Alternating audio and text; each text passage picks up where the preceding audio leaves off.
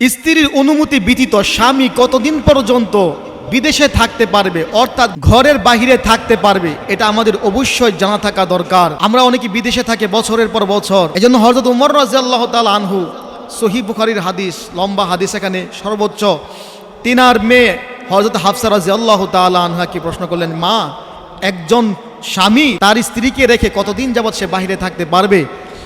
তখন তিনার মেয়ে হযরত হাফসা রাদিয়াল্লাহু তাআলা আনহা উত্তর করলেন, 6 মাস।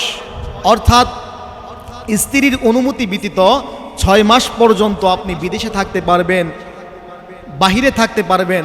তাছাড়া আপনার জন্য এর চাইতে বেশি 1 বছর 2 বছর এরকম 7 মাস 8 মাস থাকা, বিদেশে থাকা বা অন্য কোথাও থাকা স্ত্রীর অনুমতি ছাড়া আপনার জন্য জায়েজ হবে না।